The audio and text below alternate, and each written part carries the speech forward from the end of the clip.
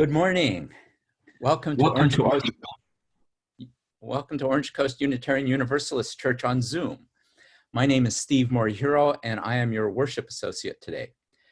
Joining me and welcoming you this morning are the Reverend Sian Wiltshire and Beth Syverson, our Director of Music Ministries. We are also joined by guest musicians Barbara Schilling, who you just heard playing harp selections during the prelude, and Susan Shaw, who will be playing handbells. Reverend Judy Tomlinson, our Director of Religious Education, already did a marvelous class for the children earlier this morning, and she will offer one for our youth after the service. At this point, I'd like to say a few words about Zoom life etiquette. I offer a friendly reminder that if your device camera is on, others can see you. That's the visual part. For the auditory part, everyone is already muted. And don't worry, at least as far as we know, you won't accidentally unmute yourself during the service. I would like to invite you to open the chat box, and if you haven't already done so, send out a greeting to everybody. You are welcome to communicate via chat throughout the service. If you want to become more familiar with Zoom, contact our OCUUC Geek Squad, and they will do some training with you after the service or later this week. You can send an email to geeksquad@ocuuc.org. I want to also invite you to bring a chalice and or a candle to light in solidarity for our ritual of joys and sorrows later in the service. As Unitarian Universalists, our spiritual paths vary, but in this congregation we have a covenant, simply a promise that wherever our paths may lead, we will walk them together. We affirm that all life has inherent value and that all existence is interconnected.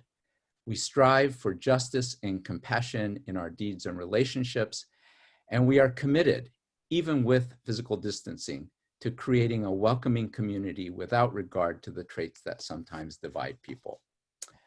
I want to extend a special welcome to visitors. If you are seeking a spiritual home, we hope that you will find it here. Most of what you need to follow the service will be on the slideshow on the shared screen. A few minutes after the service ends, we will be inviting everybody who remains to join Zoom breakout rooms for 20 minutes of coffee and conversation. Everyone is welcome to participate in these breakout rooms. It's a great way to get to know other people in the congregation. Let us light our chalice, the symbol of the Unitarian Universalist tradition. If you have one at home, we can light them together. We encourage you to say our unison affirmation even in the privacy of your own home, knowing that people all over this county and beyond are saying it with you. So let our worship begin with the lighting of our chalice as we say our unison affirmation. Love is the spirit of this church and service is its law, to dwell together in peace, to seek truth in love, and to help one another. This we affirm together.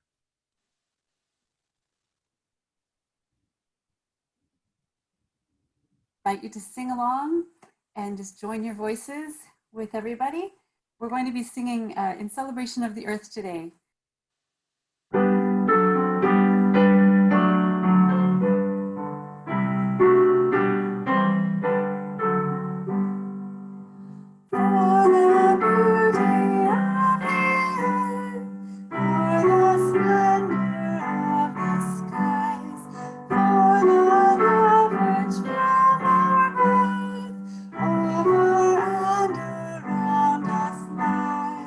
Source of all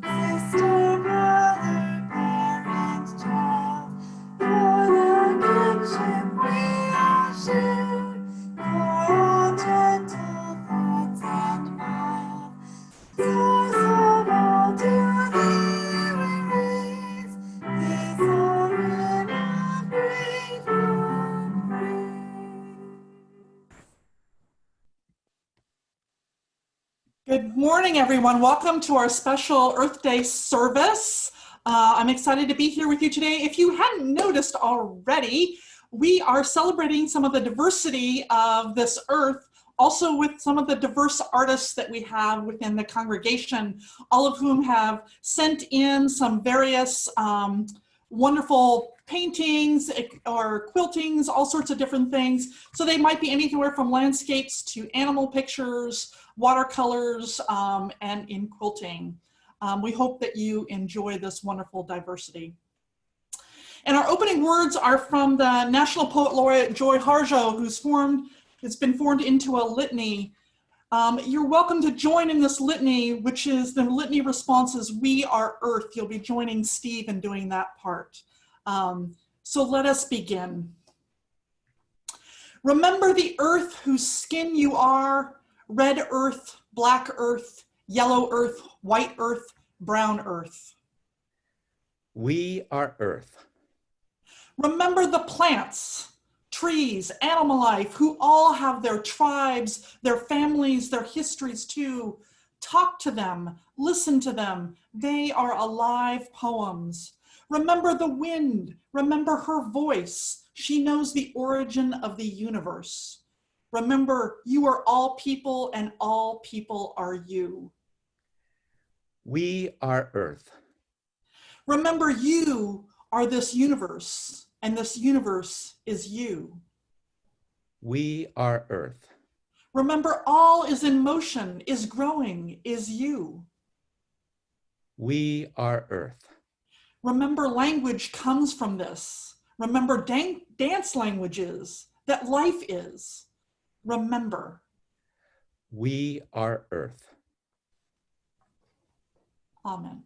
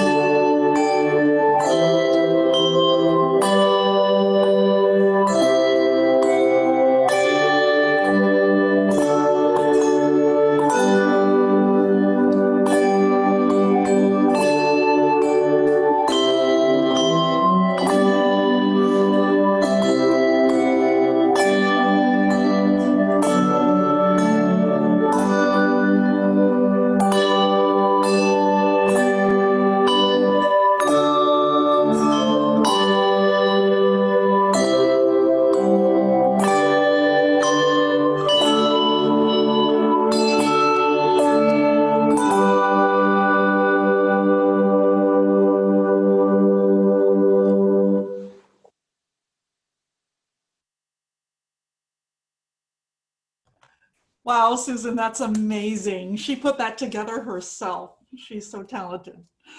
I tell you, we're discovering all these hidden talents of everybody here in the congregation as we are moving to this online way of doing things. It's really impressive. So, well, today we are celebrating Earth Day. We're taking a closer look at the diversity that is out there in this beautiful and amazing world. And we're going to look at gender identity and gender expression out there in this world, the diversity of that. And those topics came about after some very deep and fascinating discussions with Dr. Sarah Kimball of our congregation. She's a botanist over at UCI. And she was originally scheduled to do this sermon with me. And she is the scientist, not me. But she's been sick this week, so you get my attempts at articulating some of her vision of this. But don't worry, you will hear her brilliant ideas in the future. And they are absolutely brilliant. If you have any problems with what I'm saying, blame me, not Sarah, okay? Just saying. So she put me onto this wonderful book called Evolution's Rainbow by Joan Roughgarden, who's an ecologist and evolutionary biologist. And this book is actually in its second edition. It's kind of turned a lot of evolutionary biology on its head when it came out. And it's an amazing thing. Now, what she does in this, Dr. Roughgarden, she takes on a lot of assumptions about what gender is by looking at not just the natural world, but also history and cultures. And she herself is a transgender woman. So the book is also in part her story, and she's very aware she comes from that point of view. So she begins the book actually with the story of how it began. And that's the reading that I have for you this morning. She wrote this. On a hot sunny day in June of 1997, I attended my first gay pride parade in San Francisco. The size of the crowd amazed me. As I marched from the Civic Center up Market Street to San Francisco Bay, a throng of onlookers, 6 persons deep on both sides, shouted encouragement and support. And for the first time, I felt the sheer magnitude of the gay community. I stored this impression in the back of my mind. How, I wondered, does biology account for such a huge population that doesn't match the template science teaches as normal? When scientific theory says something's wrong with so many people, perhaps the theory is wrong, not the people. It wasn't just the number of gay people that astonished me, but the diversity of personal expression in the parade. Oh, sure, a drag queen or two were featured in the newspapers, but many other less flamboyant presentations with different mixtures of gender symbols were evident as well. I was intrigued, and I found my mind leaping from one question to another. What's the real story about diversity in gender and sexuality? How much diversity exists in other vertebrate species? How does diversity evolve in the animal kingdom? And how does diversity develop as individuals grow? What roles do genes, hormones, and brain cells play? And what about diversity in other cultures and historical periods from biblical times to our own? Even more, I wondered where we might locate diversity in gender expression and sexual orientation within the framework of all human diversity.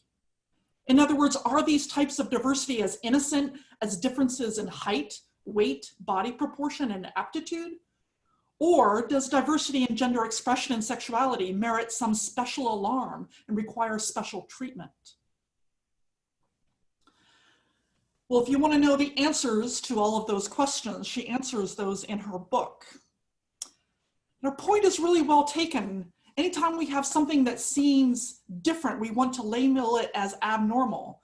Yet we don't say something like having violet eyes, for example, or hair color that might be a little bit different. This morning, I invite you into that time of contemplation about diversity around this natural world. What are the various ways that you experience diversities? What are some examples of different forms of diversity you experience in the world? So think about that for a moment, and when you have an idea, a thought, or an example, I invite you to write it in the chat channel.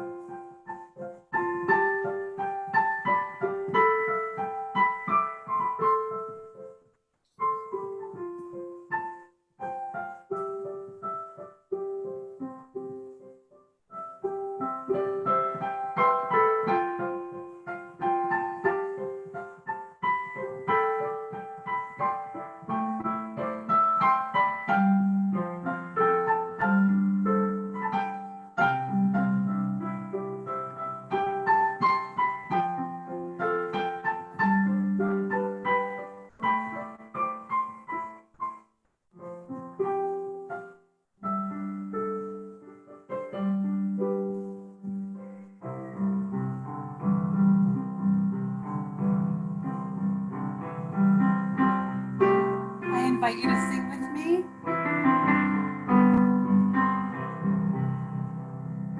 For the earth forever turning, for the skies forever sing, for us all we cherish, sing we our joyful song of peace. For the mountains, hills, and pastures, in their silent majesty, for the stars, for all the heavens, sing we our joyful song of peace. For the sun, for rain and thunder, for the seasons harmony, for us, for all creation, sing we our joyful praise to thee. For the world, we raise our voices, for the hope that gives us birth. In our joy we sing, returning home to our new green hills of love.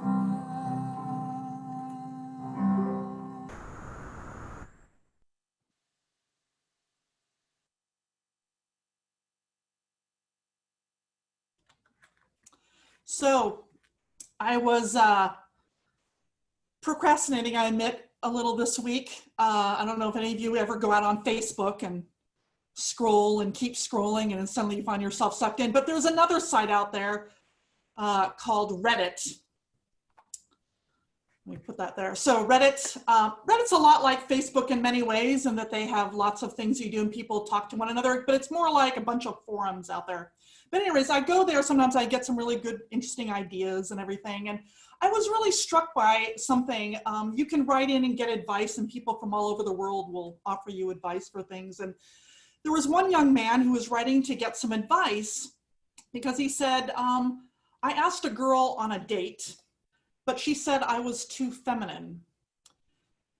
He said, you know, I grew up with women and most of my friends are female, but I have male friends too. How do I become more masculine? He was asking. And he was quick to point out, I'm not gay, I want to be masculine. And I read this and my heart was breaking for this young man. And it brought back memories of my brother, who like me grew up in the 1970s, and our parents let his hair grow long, and he used to be teased mercilessly about his long hair. And the interesting thing, it wasn't the kids that teased him, it was the adults that teased him. I remember the looks of confusion and hurt on his face when they told him, you know, he looked just like a girl. He didn't understand, A, why that was a bad thing, and why they didn't see to him that he was obviously a boy. Did you know that male suicide is 4 times that of women? 4 times. And most therapists agree that one of the major causes of this is that men are not taught to share their emotions, they're not taught to communicate, not shown to cry, to show any what's considered weakness or feminine.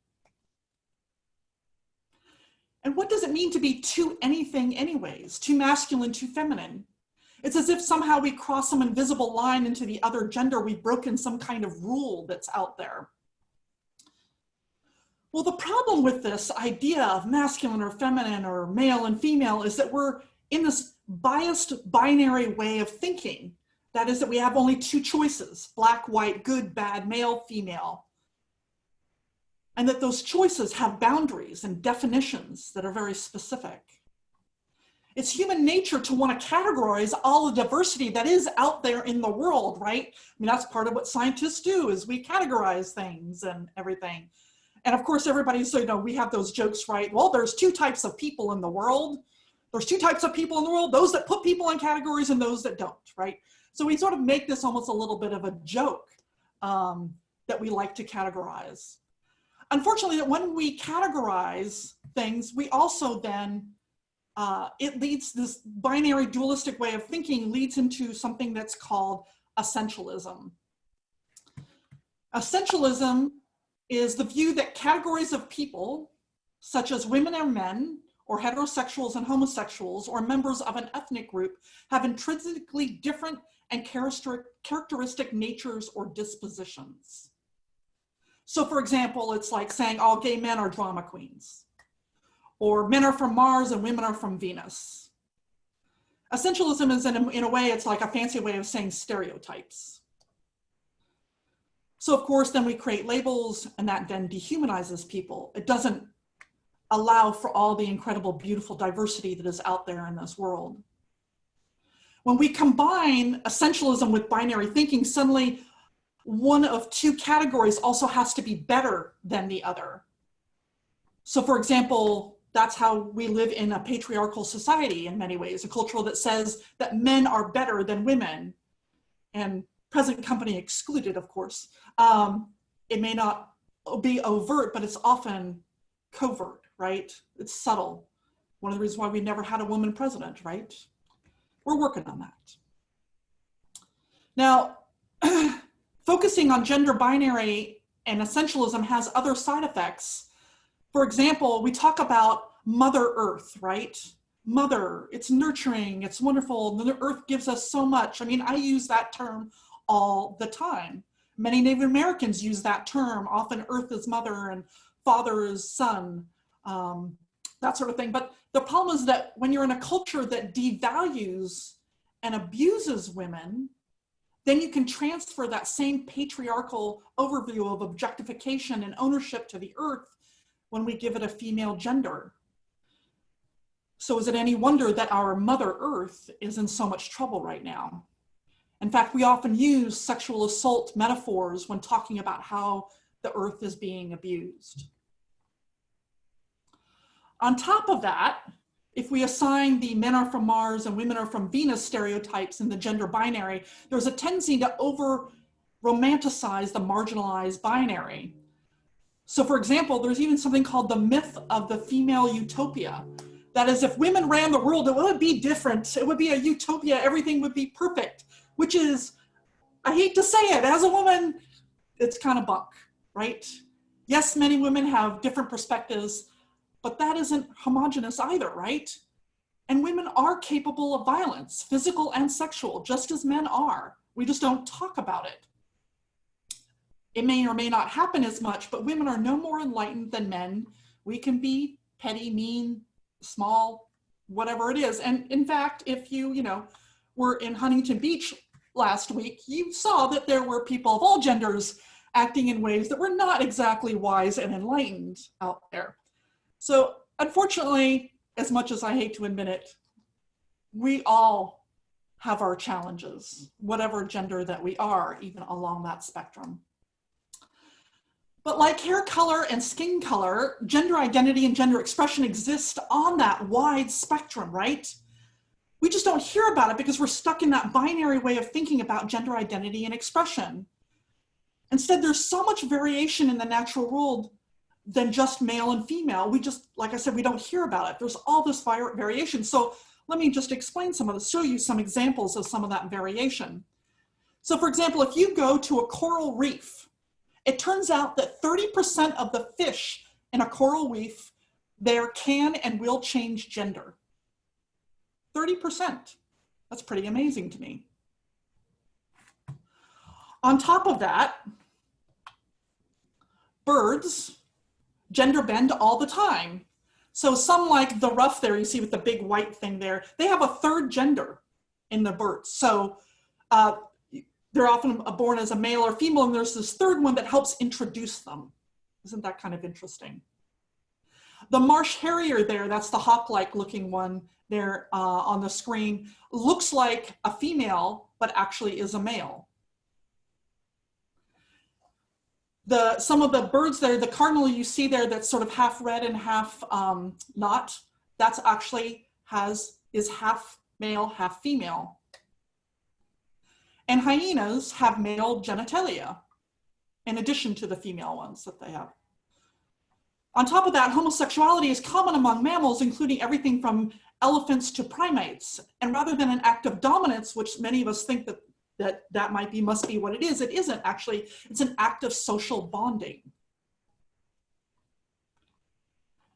Now, this isn't to say that humans are animals like these, like we have to be careful about equating ourselves in many ways, but it does point to that there's this incredible plethora of gender identity and gender expressions that exist in nature. These are just some examples. It would take an entire sermon to show you all of them. And yet every article that I read about animals that had gender bend was met with words like bizarre bird or mysterious animal, right? As if it is something so strange. And it might seem that way to the reporter because we don't talk about it. But there are people who are, like Joan Roughgarden and Sarah Kimball. They're trying to get this conversation going. It's like, there's this incredible diversity out there. And in fact, I learned about this with an auction item. I went on a wildlife walk with Sarah Kimball. I think Barbara Schilling was with me and Kathleen and Mark. And as we were walking along, she was pointing out various plants and what they do. And I remember a wild cucumber and all sorts of funky things. But I remember she pointing to this one plant and she said, oh, this is the male and this is the female of the plant. And I said, I looked at the plant, I'm like looking at like, how can you tell? And she said, oh, well, it's just, I asked her, why is it that way? And she said, well, it's kind of arbitrary. Scientists just like to make things male and female. And she pointed out to me that most scientists have this gender binary bias when studying the natural world, rather than just calling it as, whatever it is and all the different ways that it comes about. But by not embracing the spectrum of gender identity and gender expression, we've created biases about how we treat those assigned categories. And unfortunately, we have Darwin to thank for that. Now, we all love Darwin. He did amazing things, but his sexual selection theory is based on this sort of binary way of thinking, this essentialist way of thinking. Roughgarden writes in her book, she says, in ecology and evolution, diversity in gender and sexuality is denigrated by sexual selection theory. That's Darwin. This theory preaches that males and females obey certain universal templates, the passionate male and the coy female. Those are Darwin's words. And that deviations from these templates are anomalies. Yet the facts of nature falsify Darwin's sexual selection theory. So the reality is that we have a ton of diversity around gender expression, gender identity in the natural world, and also in the human world, in fact. So for example, Native Americans have something called two-spirit, right? So this is a new gender, a different gender, and those that are two-spirit embody both the male and female aspects, and they're considered sacred as gifts from God, from the gods. In Samoa, these are just two examples, but in Samoa, they have three genders. They have man, woman, and effeminate man, or masculine woman. So for example, in Samoa, this is the Fa'afafine. I don't know if I'm pronouncing that correctly. It's a group of feminine males who are entirely socially accepted. And because they're socially accepted, they don't experience the same level of distress and suicide that many trans people feel in other cultures. The problem is that the dominant culture often want to pathologize that which is different. And what do I mean by pathologize? That is, we want to make it a disease. We want to make it a mental disorder, right? Now, in fact, there's this book that's called the Diagnostic and Statistical Manual for Mental Disorders. It's called the DSM for short. And this is the diagnostic tool that every therapist, every psychologist, every psychiatrist uses.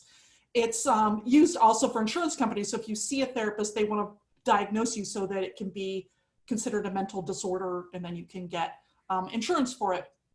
Now, The DSM is in its 5th edition because we grow and we learn as to what actually is a mental illness. Now, I'd like to see a show of hands. How many of you consider yourselves an introvert?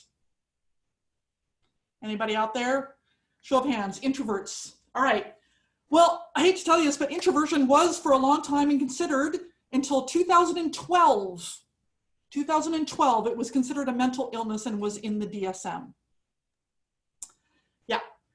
Interestingly enough, homosexuality was taken out in 1974, but it was also considered a mental illness. So currently, gender identity disorder, which is actually now renamed as gender dysphoria, is currently in the DSM. And there's lots of political reasons why to keep it in there in terms of giving people access to insurance for gender reassignment surgery, that kind of thing. But it's still considered by many to be abnormal.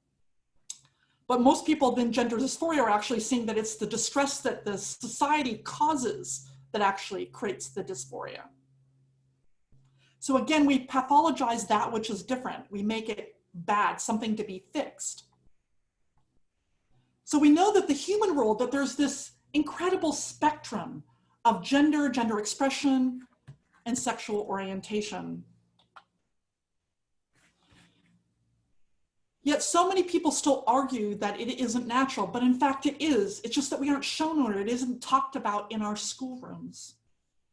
Darwin's theory of sexual selection instead is taught. We're taught that females choose their mates, that's the coy part, while males try to inseminate as many as possible. And this is how we evolved, that is, that the females pick the best mates. But this turns out to be wrong.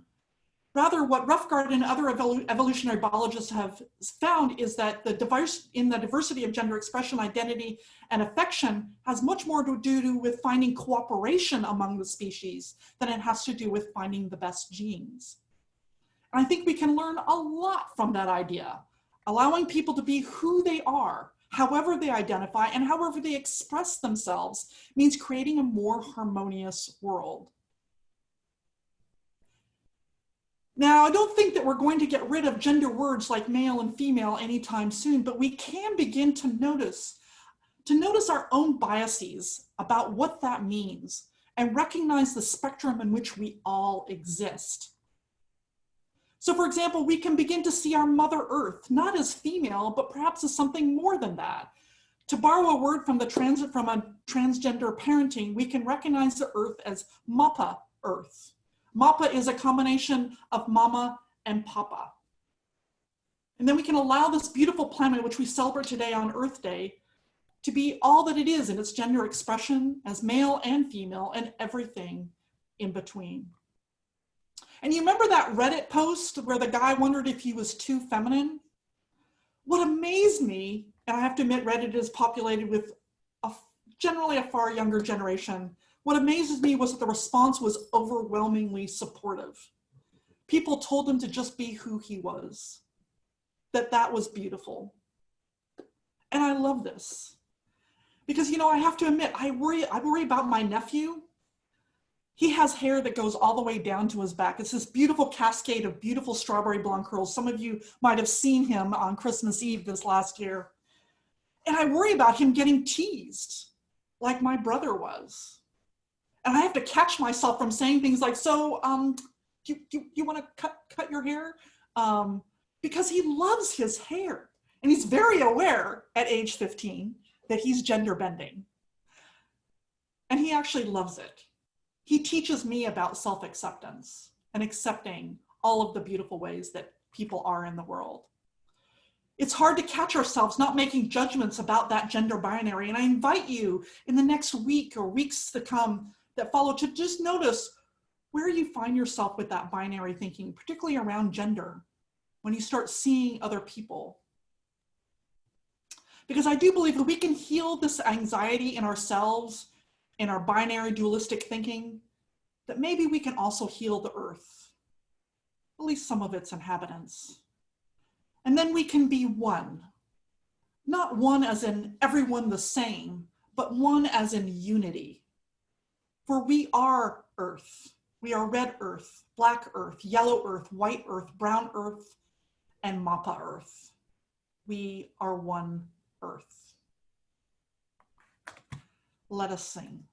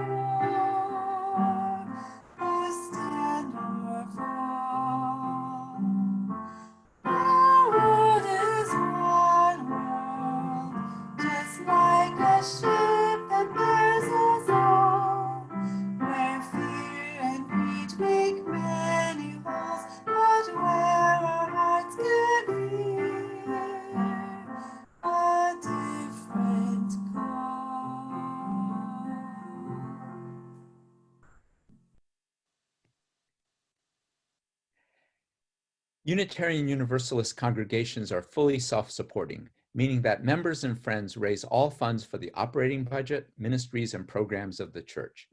We are ever grateful for your gifts of time, treasure, and talent. OCUUC amplifies that spirit of generosity by sharing one half of the plate we receive with an organization that shares our values. This month, we are supporting the Orange County Justice Fund.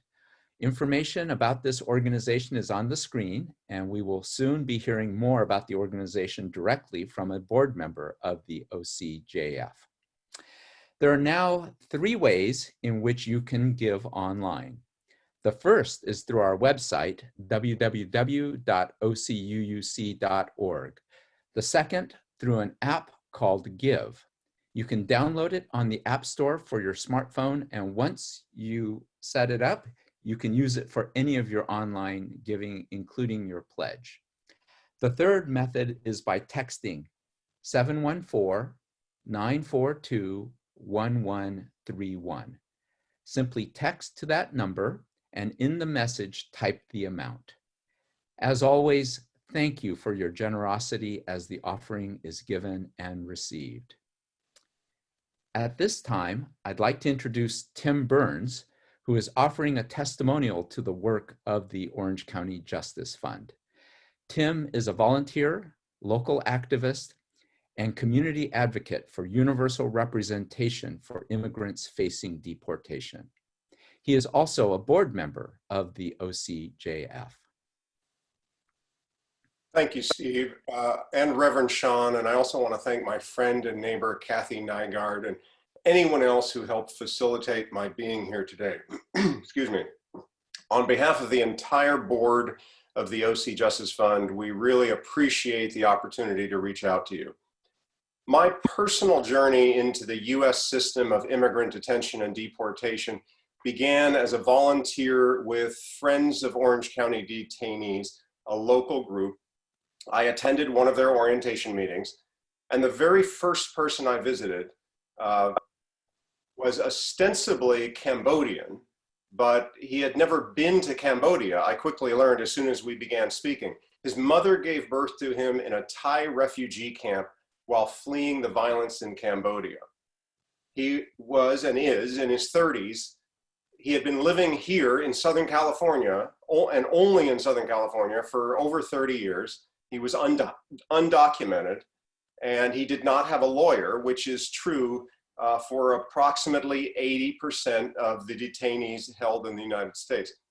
So I started making phone calls, I sent emails, And finally, on my 6th weekly visit, I was seeing him every week. I was allowed 30 minutes through plexiglass, through the phone.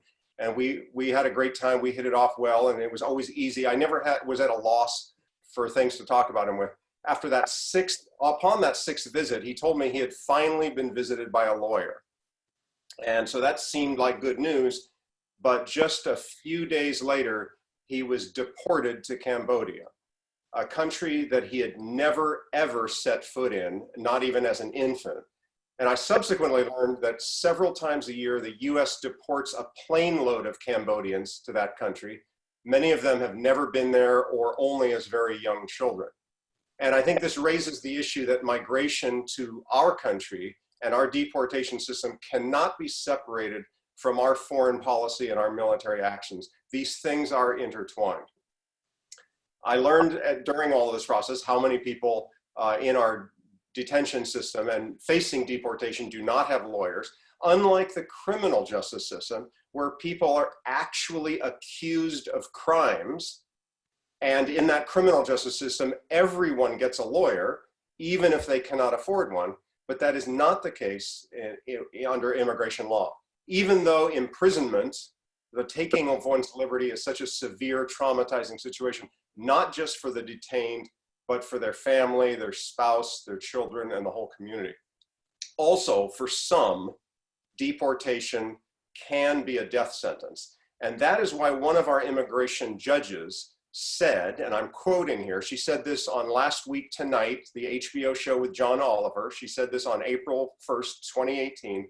She said, in essence, we are doing death penalty cases in a traffic court setting. What she's referring to is the lack of due process and many of the absurdities that occur. And I've spent many, many hours in our immigration courts here in Los Angeles and at the detention center in Adelanto, the closest one to us. And I can attest to that fact. If you want to see massive failings of due process and unconstitutionality, just spend an hour in our immigration courts. The American Bar Association said the current system is irredeemably dysfunctional and on the brink of collapse.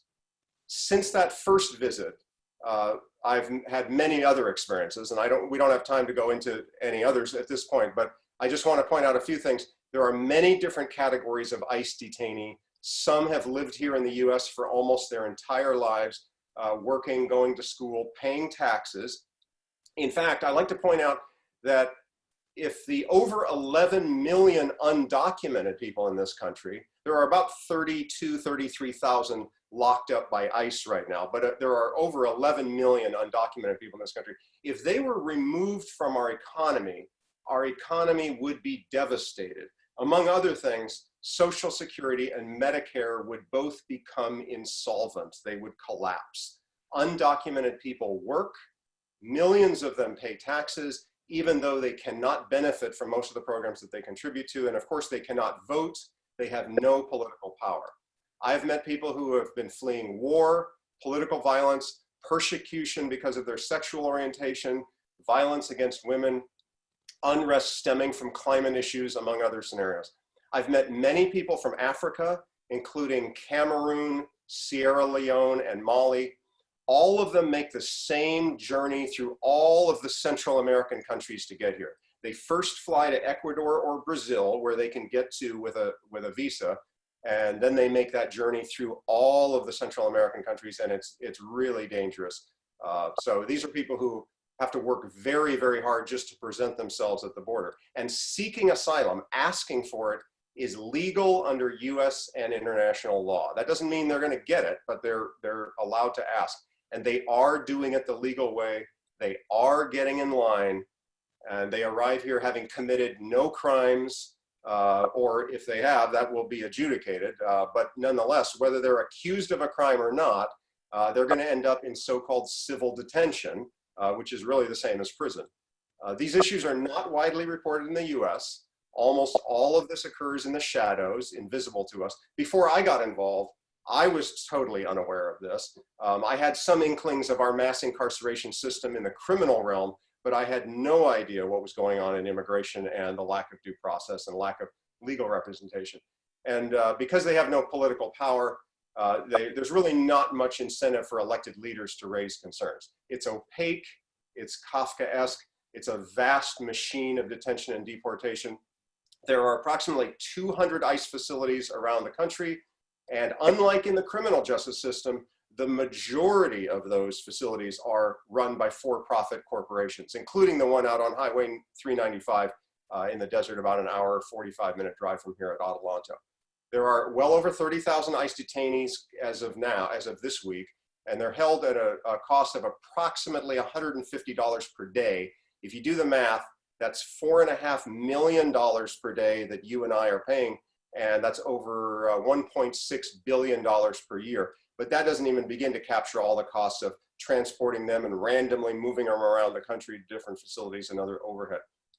So I also want to emphasize that this mass incarceration of immigrants did not start with the present administration. It began around 1980. It's been on a steady rise since then, and a lot of people of both major political parties had to get us to this point. So while it's true the current administration has made things much worse, it was very bad before the current administration, and it's going to take time to get us back to alternatives to detention, which have been proven to succeed, and for us to create a more humane and cost-effective system. But fixing that requires that public sentiment shift, and voters have to be aware. And that's why I'm so grateful to have the opportunity to speak to you about this. And I'll wrap up by just talking briefly about the Orange County Justice Fund. We operate the only bond fund for detained immigrants in Orange County. We're part of a nationwide network, but we're the only one focused on Orange County. We're a nonprofit. The money that is donated to us gets recycled. We help to bond people out, and once their case is resolved, and however it's resolved, whether it ultimately results after court case and maybe an appeal, if they're ultimately deported, that's a finality. If they're granted asylum, that's finality. But when they're done working their case, that money comes back to us. So any money that is donated to us doesn't just help one person and it's one and done. It's a recycled process as that bond money comes back to us. We also advocate for universal representation, legal representation for those facing deportation. And we're focused on local city councils because getting it done at the state level is harder, and certainly at the national level is a long-term difficulty that we hope to see. But we've got the city of Santa Ana currently allocating about $200,000 a year out of their city budget. So people who are residents of Santa Ana who are facing deportation do get lawyers. But we're trying to convince Costa Mesa, Fullerton, Anaheim, and other cities in Orange County that have a lot of impacted community to follow Santa Ana's lead. And we also do outreach just like this. In fact, I'm going to paste in the chat window right now, in a moment when I'm done in just a few seconds, a link to our most recent newsletter. And I would encourage you to look at that. And from that, you can sign up for our newsletter if you wish. But we're trying to, like a lot of advocates around the country, with the focus on COVID-19, there's really a tinderbox scenario in our ICE detention facilities. And it's not just putting those people in peril. When this thing explodes in these detention centers where social distancing is not possible and they're not following even the staff who are coming in and out, bringing the virus into the facilities, this thing is starting to explode. We're starting to see it. And when those people become critically ill, they will be brought out into hospitals and using the same community hospital resources that all of us depend on. And ICE has a history also. When somebody becomes critically ill and they're put in a hospital and they go to ICU, ICE will then parole them and say, okay, they're not our responsibility anymore. This doesn't count against us because they're not a detainee anymore. So that's another factor. So I'm going to paste right now in the chat window a link to that newsletter. We're trying to appeal to our local members of Congress, and the 4 blue wave folks who recently flipped our districts here are conspicuously silent on this issue, even though 35 members of the House of Representatives are speaking out very strongly on this and trying to put pressure on ICE. Kamala Harris has spoken out very strongly. Our current Attorney General Javier Becerra has spoken out very strongly. Senator Cory Booker and Representative Jayapal out of Washington have introduced legislation, but the politics here in Orange County make it very difficult. So we're trying to put some appropriate pressure on our local legislators. So I want to thank you for your generosity and letting us participate in your offering at this very difficult time where there are so many impacted by what's happening in our economy. your generosity and participation is particularly needed and appreciated. So thank you. And I'll post those 2 links and my email in the chat. If anyone wants to reach out to me directly, feel free. And then there's a link to that newsletter, and you can read all about what we're trying to say to our local legislators. So again, thank you very much for letting us speak to you today.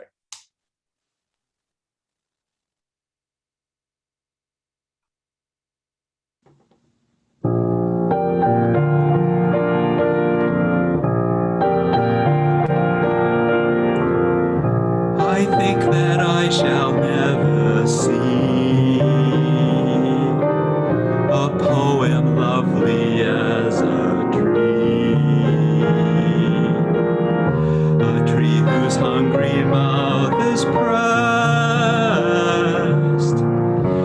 against the earth's sweet flowing breast, a tree that looks at God all day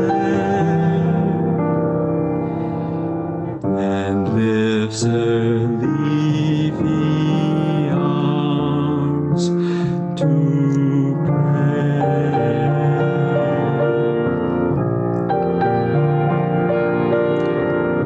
A tree that may in summer wear a nest of robins in her hair, upon whose bosom snow has lain,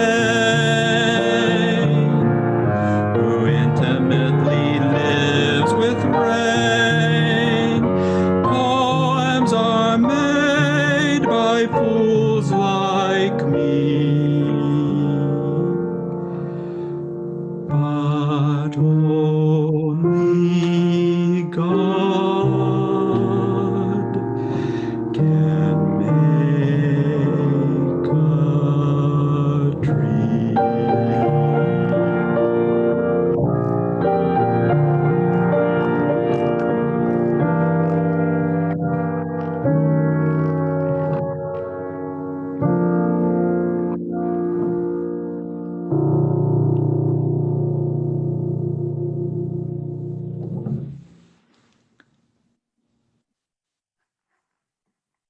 I don't know if you're like the rest of us. We didn't know that even that Steve could play the piano. Isn't it amazing, all this talent coming out? Okay. Oh, that's right. Steve, you're up. Sorry. Yes. Thank you. Please join in singing We Gather Together, a song that puts our intentions into words and expresses our gratitude for the many gifts we share.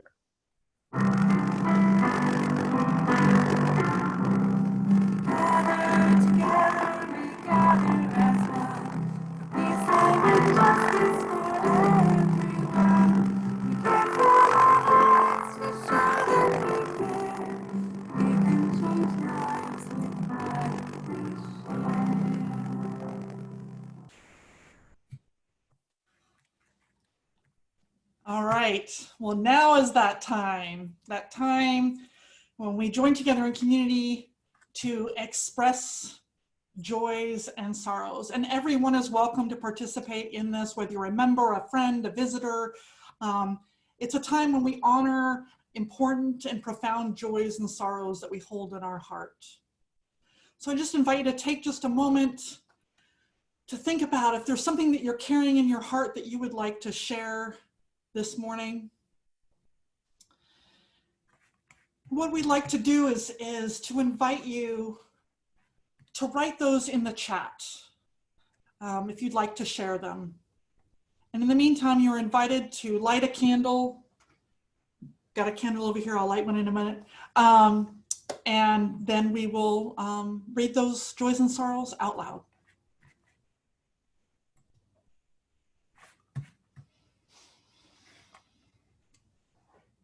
So I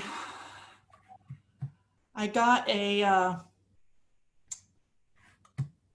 let's see, I got a joy from Linda. It says the joy that her family is so loving and supportive in these easy times and not so easy times. She says, I love them all so much. And then I noticed earlier also Lynn Beck also sent me one. She said, this is a joy. She says, I'm imagining the joyful coming together as we all share when we can eventually be together in person. She says, I love this church and the congregation so much. And I noticed that Dave Carlin is lighting a candle of remembrance in the 25th anniversary of the Oklahoma City bombing. Yeah. Linda Clough also would like a candle of joy for her firstborn son, Todd, who will be turning 59 tomorrow. Wow. Happy birthday to Todd. Sherry lets everyone know that she has 3 friends suffering through heavy chemotherapy. Boy. And this past Sunday, Cornelia was the 3rd Easter birthday of her life. So it's sorrow not to be able to hug her mom. She's very much alive, but social distancing. And but she's enjoying connecting with everyone via their family on Zoom. And Dane expressed joy for Cade Nygaard accepting admission to the UC Irvine Honors Program. And Robin expressed joy that she can join the service and sing with her beloved choir, even though she's moved away all the way in Los Osos. Sarah says joy for the amazing music under the stars last night. Sarah says two candles for her grandchildren had birthdays this week, both Finn and Emma. And Linda Kramer wrote a joy for the amazing music under the stars last night. That was a wonderful program that we had last night. Maureen also mentioned that as well.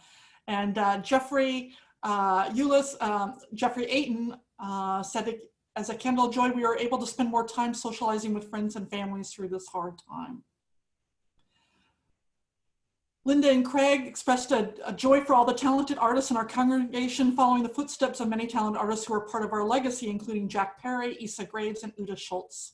May this legacy continue in the future. That's a really good point. And Sue Kwam says, thank you for this wonderful service and our wonderful staff and volunteers who make this happen. Amen to that. And Bill Dorla, he said, a candle of joy for the great musical last night. And Patrick, as of sorrow, his father was laid to rest on Friday. Linda Kramer has a sorrow thinking of environmental justice issues in all areas of the world regarding the virus and the environment this 50th anniversary of the Earth Month. And Carolina she says she's joyful for a beautiful walk with my family yesterday. So thank you, everyone, for sharing your joys and sorrows. And let us hold all these joys and celebrations, all the hurts and sadness, both spoken and silent. Let our joys remind us to be thankful, our concerns remind us to hope, and our sorrows remind us to connect. Let all of these moments remind us that we're not alone. I invite you to join me in a spirit of prayer. It's one of my favorite poems by E.E. Cummings. He writes, I thank you, God, for most of this amazing day, for the leaping greely spirits of trees and a blue true dream of sky, and for everything which is natural, which is infinite, which is yes. I who have died am alive again today, and this is the sun's birthday. This is the birth of day, of life, of love, and of wings, and of the gay, great happening, illimitably earth. How should tasting, touching, hearing, seeing, breathing, any lifted from the know of all nothing, human, merely being, doubt, unimaginable you? Now the ears of my ears awake, now the eyes of my eyes are opened. And we are blessed by all the diversity of this world. Amen.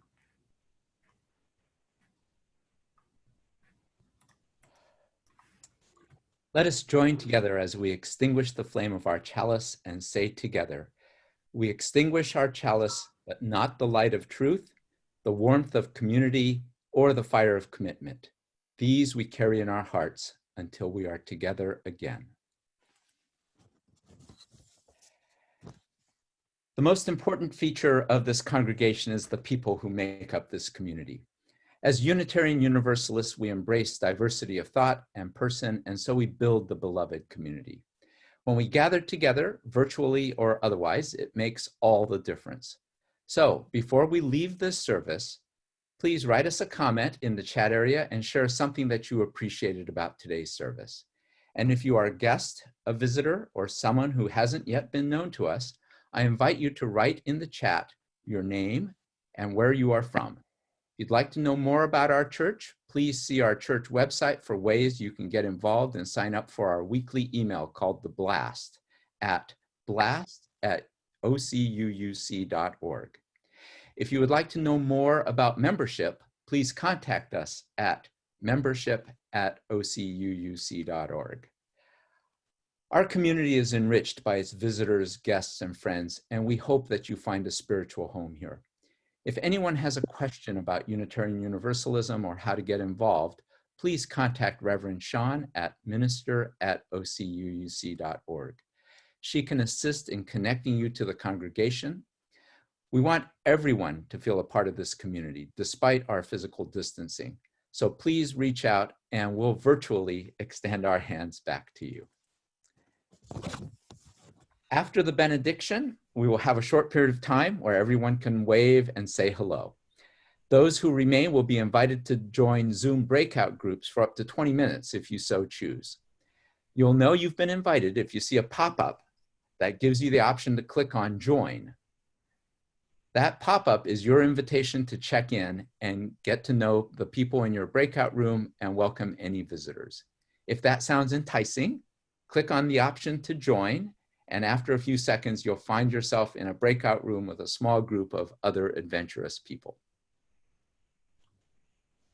And of course, there are lots of announcements, still things always cranking going on here at the church, all sorts of wonderful things. One of the biggest things is, of course, we're still in the middle of our pledge drive. We've got about 50% of them in, but we need everybody to do that. So if you haven't, we ask that you do that today to make your pledge. We know that things might be a little bit uncertain. That's okay. Just make the pledge that you know that you believe that you can. So as a matter of fact, I'm putting in the chat the link to our website where you can actually click on there and go pledge even right now if you like. So we do need to get this all together because we're going to vote on our budget in our annual meeting in June, and it takes a while to put together that budget for our next fiscal year. So and just a reminder, we will be still doing the capital campaign coming up here once we're all back together and things kind of somehow normalize. We're going to be getting back there, and we'll do the field trip to Gloria Day and the small group dinners, all that sort of things when we are gathered together. So other fun things going on. Jeff Ayton is starting a D&D group with the geeks. That would be neat too. And it's actually starting this evening. So if you'd like to learn more about that, you can contact me or Jeff, and we'll get you hooked up to play some D&D. It should be a lot of fun. We're going to be doing this online. I figure, hey, why not? So yeah, it's we've got so many wonderful things that are also in the works. And if you have ideas about programming that you would like to do online, by all means, let me or Karen Kennedy know. She's our VP of Programs, and we'll help make it happen, because we want to make sure everyone feels connected. So as we leave today, I just want to remind you on Moppa Earth Day to go out and celebrate all this wonderful diversity in the world. So let us sing.